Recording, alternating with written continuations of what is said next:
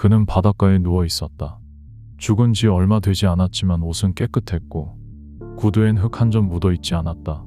심지어 손톱, 수염, 발톱은 깔끔히 정리돼 있었다. 마치 누군가가 그를 정리해 놓은 것처럼 보였다.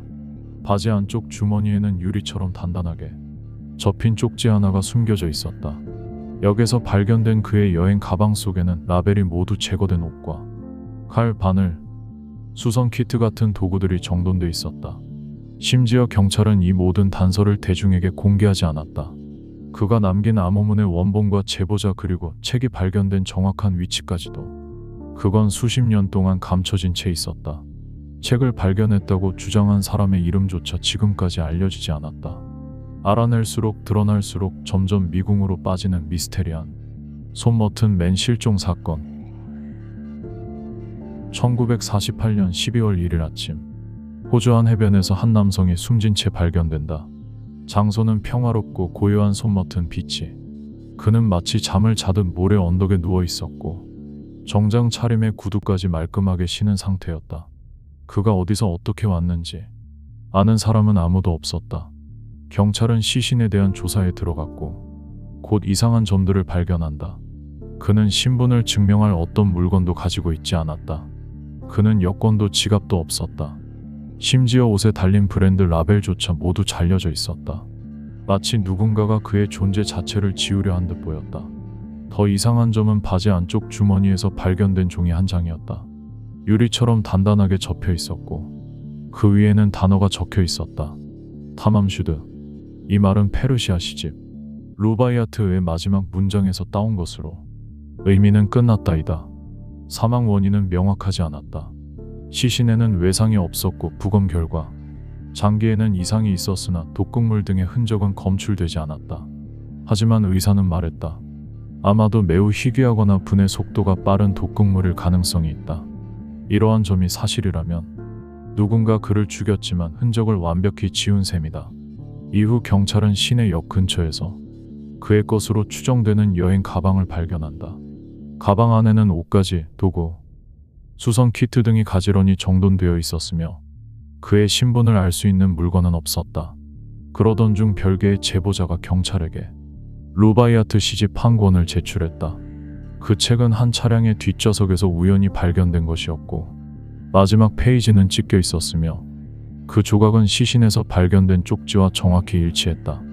그리고 또 하나 흥미로운 점은 그 시집 안에는 알 수 없는 암호와 전화번호가 적혀 있었다는 것이다. 전화번호의 주인은 제시카 톰슨이라는 간호사였고 그녀는 시신이 발견된 해변에서 불과 수백 미터 떨어진 곳에 살고 있었다. 그녀는 그를 모른다고 했지만 시신의 얼굴을 본 순간 그녀는 눈에 띄게 긴장했고 말문이 막힌 듯한 모습을 보였다. 그렇게 한 남자의 죽음은 더 깊은 수수께끼로 바뀌었다. 그는 누구였을까? 그리고 마지막으로 남긴 그 말 타맘슈드. 그 말은 정말 그의 인생을 마무리 짓는 유언이었을까? 아니면 우리 모두가 아직 풀지 못한 질문의 시작이었을까?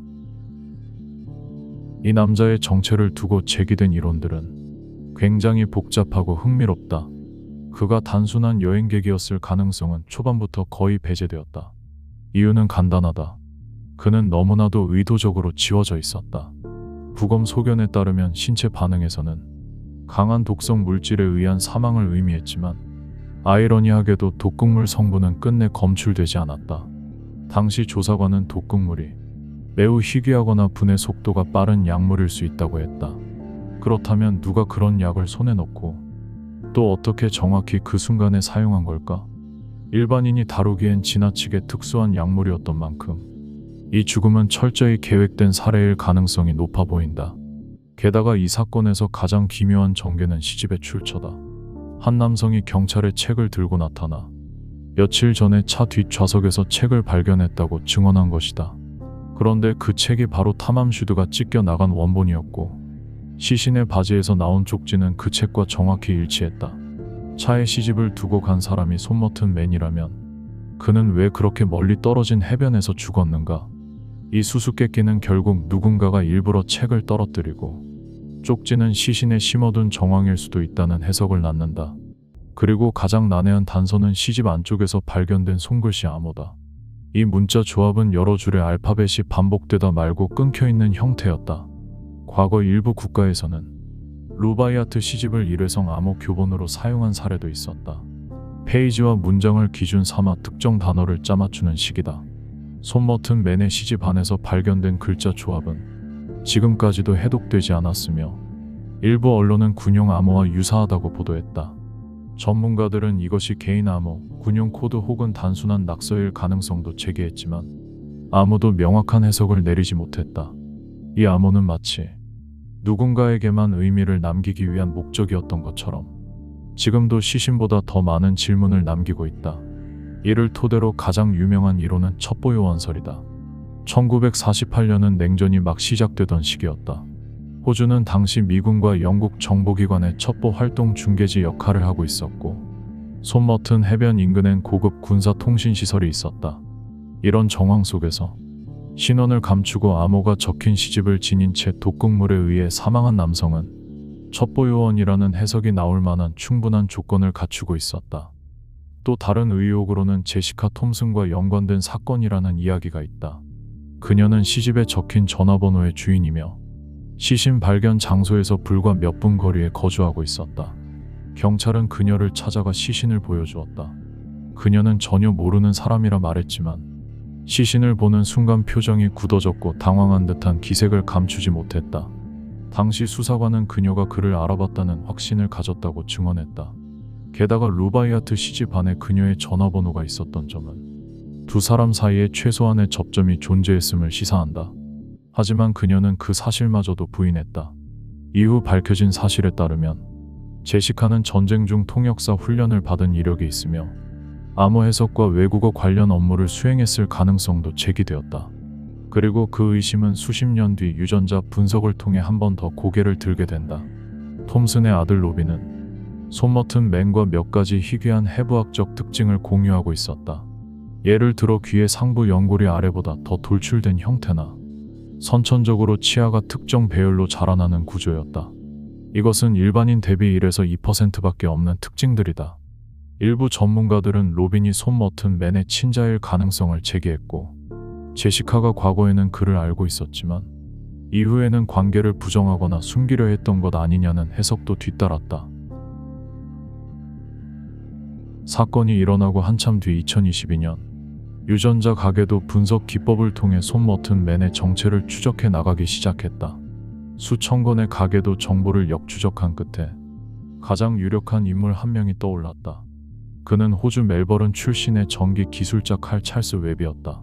칼 웹은 1947년 이후로 정부나 사회적으로는 실종 상태처럼 흔적이 완전히 끊긴 인물이었다. 그리고 이 시기와 손머튼 맨의 사망 시점은 거의 맞물려 있다. 또한 시집 속에서 발견된 암호문이 그의 과거 필체와 유사하다는 감정 결과가 있었다. 칼 웹은 아내와 별거 중이었으며 정신적 고통을 겪었던 정황도 있었다. 그는 스스로 가족에게 행방을 숨긴 채 사라졌고 손머튼에서 죽은 상태로 발견된 것이다.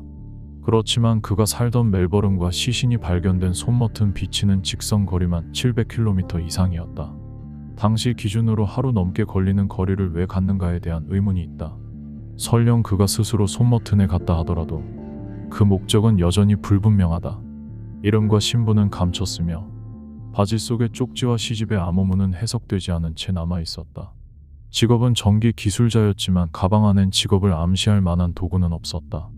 그의 가방엔 면도기, 수선 키트 등 같은 도구들이 라벨 없이 정리돼 있었을 뿐이었다. 또한 제시카 톰슨과의 관계 역시 끝내 설명되지 않는다. 더욱 파헤칠수록 그를 둘러싼 의문은 오히려 더 또렷해졌다. 이름은 밝혀졌지만 목적은 여전히 어둠 속에 있다. 우리가 알게 된 것은 이름뿐이며 그가 누구였는지는 여전히 모른다. 그는 첩보전 한복판에 던져진 외로운 요원이었을까? 아니면 사랑하는 누군가에게 마지막 인사를 남기고 세상을 떠난 사람이었을까? 분명한 건 그가 남긴 암호 탐함 슈드라는 마지막 메시지와 그의 정황은 우연이라기엔 지나치게 치밀하고 복잡하다는 점이다.